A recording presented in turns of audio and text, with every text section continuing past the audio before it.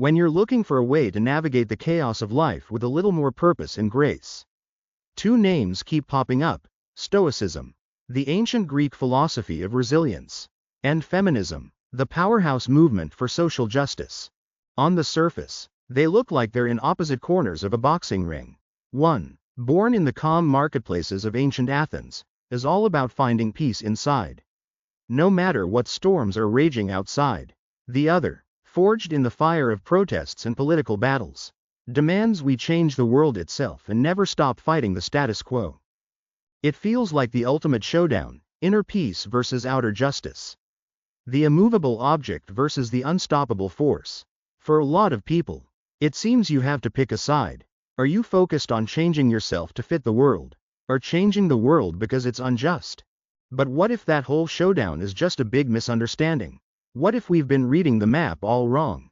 What if this ancient conflict isn't a conflict at all, but a conversation? And what if, by listening in, we could find a new way to live that's more resilient and more just for everyone? Today, we're going past the headlines and the stereotypes.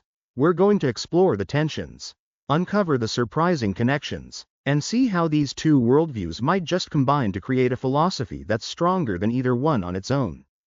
So, before we get to the main event, let's get to know our contenders. First up, the elder of the two, Stoicism.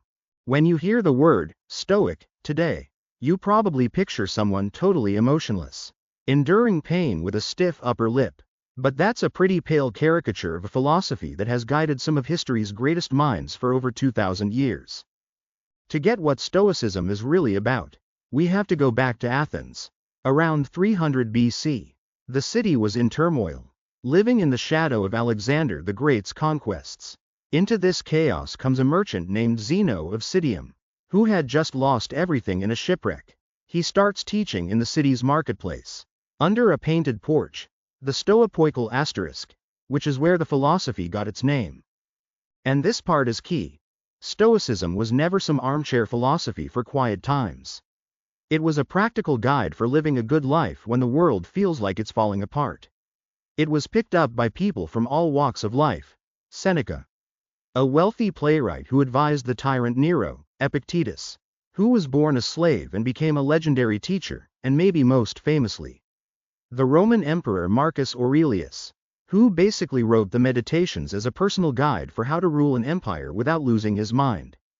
So what's the big idea that connected a slave, a writer, and an emperor? It's something called the dichotomy of control. Epictetus put it best: some things are up to us, and some things are not up to us. Up to us? Our thoughts, our choices, our judgments, basically, our inner world. Not up to us? Pretty much everything else. Our health, our reputation, what other people think, world events.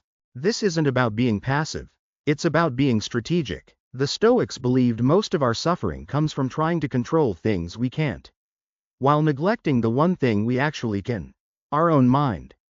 This power of choice, this inner fortress, is what they called prohairesis. No tyrant can touch it and no disaster can break it. The goal is to live in accordance with nature. This doesn't mean you have to go live in the woods. For the Stoics, our nature is to be rational and social. So, living by that nature means using reason to be a good person and contribute to our community. Virtue is the only true good. Things like wealth or health are preferred indifference. They're nice to have, but they don't define your moral worth. That only comes from cultivating the four big virtues: wisdom, justice, courage, and temperance. And what about emotions? The myth is that Stoics are robots. False. They knew we have initial gut reactions, a flash of anger, a jolt of fear. The key is what you do next. A full-blown negative emotion, they argued, isn't just a feeling, it's a judgment. Anger is the judgment: I've been wronged and I must retaliate. The Stoic doesn't suppress the feeling, they pause and question the judgment behind it. By doing this, they can transform a destructive passion into a calm, reasoned response. Finally, Stoicism was deeply cosmopolitan. The Stoics argued that because we all share the power of reason, we are all citizens of one single community, the cosmopolis. This is the root of Stoic justice. We owe fairness and respect to everyone, not because of their passport or social status, but because they're fellow human beings. This is why people are turning to Stoicism today. It's an operating system for the mind that offers a way to find calm, purpose, and integrity in a crazy world. It's a path to empowerment by mastering the self. And it's this very focus on the internal that sets up the apparent clash with our second contender. Now let's turn to the other titan, feminism. Just like Stoicism gets boiled down to no feelings, feminism is often painted with a single, unflattering brush, but in reality, it's a huge, diverse, and constantly evolving school of thought. At its heart, the definition of feminism is beautifully simple. It's the belief that all sexes should be socially, economically, and politically equal. It's the radical idea that women are people, and that the rights and opportunities given to one half of humanity should be given to all of it. But from that simple idea flows a powerful critique of the world as it is, and a revolutionary vision for how it could be. A key concept here is patriarchy. This isn't about blaming individual men. It's a word to describe a system, a social structure where power has historically been held by men, and where our institutions and norms were built from a male default perspective. Feminism's job is to spot, critique, and take apart these structures that keep inequality going. To get the big picture, it helps to think of its history in waves. The first wave, back in the late 19th and early 20th centuries, was mainly focused on getting basic legal rights. The most famous fight was for suffrage, the right to vote. Thinkers like Mary Wollstonecraft and activists like Susan B. Anthony argued that if women are rational beings, they deserve the same political voice as men. Then the second wave hit in the 1960s and 70s. It said that legal rights weren't enough. The fight expanded to reproductive rights, workplace discrimination, and domestic violence. The slogan of this era was, "The personal is political." This meant that things once considered private, like housework or childcare, were actually shaped by huge systems of power. The third wave, which kicked off in the 90s, challenged the idea that there's only one way to be a woman. It embraced complexity and brought the idea of intersectionality into the mainstream.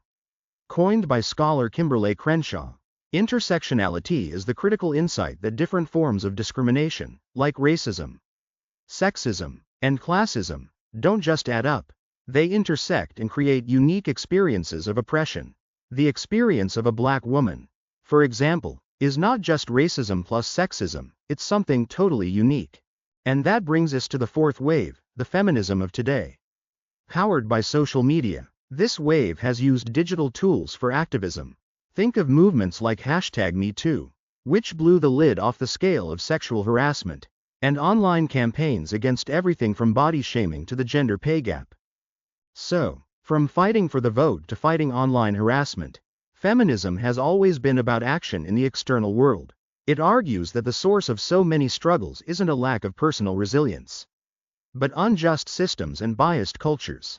The goal isn't just to help women endure an unfair world, but to remake that world into a just one.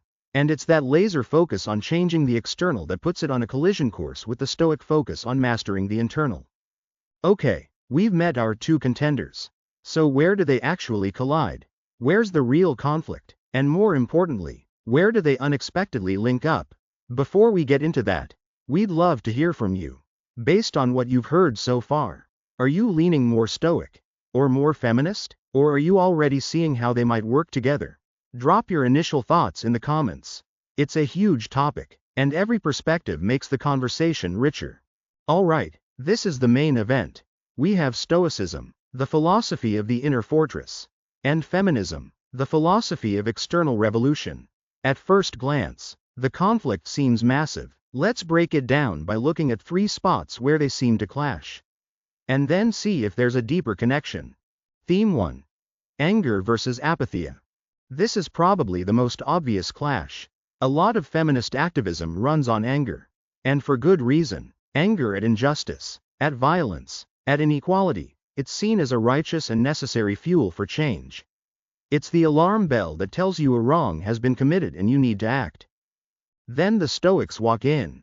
Seneca called anger a brief insanity. The Stoics saw anger as one of the most toxic emotions, believing it's based on irrational judgments that cloud our reason and lead to self-defeating actions. The Stoic ideal isn't apathy. but apatheia asterisk, a state of mind free from the disturbance of these irrational passions. So, feminism says, use your anger, Stoicism says, master your anger. Looks like a dead end. But let's look closer. The Stoics never said to ignore injustice. Remember, justice is a cardinal virtue. A Stoic has to act justly. The disagreement isn't about the goal, fixing injustice, but the internal fuel you use to get there. A Stoic feminist wouldn't suppress her initial flash of outrage at sexism. But instead of letting it explode into a consuming rage, she would use her reason to analyze it. She'd agree with the judgment, an injustice happened here. But she'd reject the follow-up, and therefore my inner peace must be destroyed. Instead, she could transform that initial signal into a calm, focused, and determined will for justice. This isn't weakness, it's strategy. It allows an activist to fight for justice with clarity and persistence, without burning out from the acid bath of constant rage. The Stoic approach doesn't put out the fire for justice, it focuses it like a laser beam. Theme 2. The dichotomy of control versus systemic change. Here's the next big point of friction. The dichotomy of control, the idea of only focusing on what's up to us, can sound a lot like victim blaming to a feminist. Telling someone facing systemic oppression to just focus on their own thoughts can feel like you're invalidating their struggle. It sounds dangerously close to saying, well, patriarchy isn't in my control, so I should just put up with it. Feminism is all about rejecting that logic and changing those very power structures. So, is Stoicism just a coping mechanism, while feminism is a tool for liberation? Again, let's look closer. The dichotomy of control isn't about ignoring the external world. Marcus Aurelius was the most powerful man on earth. He didn't use it to slack off. He used it to do his job with integrity, without being crushed by the pressure. For an activist, this can be a powerful tool for survival. It helps you sort your energy. What's in my control? My decision to speak up, to organize, to vote, to support others. What's asterisk not fully in my control? Whether a specific law passes, whether I change a specific person's mind, the immediate end of all injustice. By making that distinction, the Stoic feminist doesn't give up. She grounds her work in her own actions, what she can control, while building psychological armor against the setbacks and slow pace of change, what she can't. This is the antidote to activist burnout. It's what allows you to stay in the fight for the long haul. Turning the dichotomy of control from a recipe for passivity into an engine for focused, resilient action. Theme 3. Ancient prejudices versus modern autonomy. This last one is the trickiest. We have to talk about the historical record, because while Stoic principles sound universal, the ancient Stoics themselves were, well, men of their time. On one hand, they were shockingly progressive. Philosophers like Musonius Rufus argued that women should get the same education as men because they had the same capacity for reason and virtue. That's a proto-feminist idea right there. But, and it's a big but, that theoretical equality didn't really translate to social reality. The same Musonius Rufus who wanted to educate women also thought their natural role was managing the home. The ancient Stoics might have seen women's souls as equal, but they mostly accepted a social order that confined women's bodies and lives. This is a head-on collision with feminism, which demands bodily autonomy and the right for every person to choose their own path. So, is Stoicism forever stuck in a sexist past? Not if you separate the timeless principles from the cultural prejudices of its founders. A modern Stoic isn't supposed to live like a first-century Roman. They're supposed to follow the logic of the philosophy. And the core principle is, live according to nature. Meaning, live according to asterisk reason. If women share equally in reason, as the Stoics themselves said, then any social rule that stops a woman from using her reason and choosing her own path is, by Stoic definition, unnatural. The deep respect Stoicism has for rational choice, prohairesis asterisk, is the very same respect for human autonomy that's at the heart of feminism.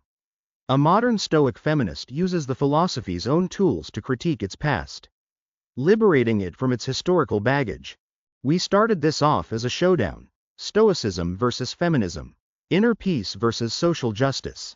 But as we've explored the clashes, a surprising truth starts to come into focus. The showdown was a setup. The conflict is an illusion. Stoicism and feminism aren't enemies. They are two complementary halves of a more powerful whole. Think of it this way. Feminism provides the diagnosis of what's wrong with the world. It gives us the language to see systemic injustice and identify what needs to change. It tells us which mountains need to be moved. But moving mountains is exhausting. That's where Stoicism comes in. It provides the operating system for the person trying to move them. How do you fight for justice without being eaten alive by despair? How do you face constant setbacks without losing your mind? How do you maintain your own integrity in a chaotic world? Feminism without Stoicism can lead to burnout. Righteous anger can curdle into bitter, ineffective rage. Stoicism without feminism can lead to complacency. It can become a tool for feeling good while ignoring the suffering of others, forgetting its duty to the world outside the fortress walls. The real synthesis isn't Stoicism or feminism.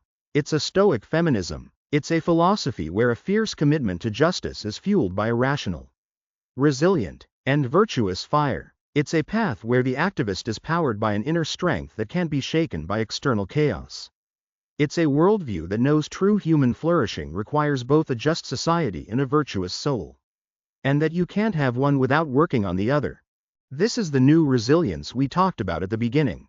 It pairs a clear-eyed view of the world's injustices with the unshakable fortitude you need to fix them. It's the immovable object and the unstoppable force realizing they were on the same team all along. So, we started with a clash of titans and ended with a powerful partnership. We found that feminism and Stoicism aren't oil and water. They're two essential ingredients that, when combined, create something more useful for our time. Feminism tells us what to do, to identify and fight injustice.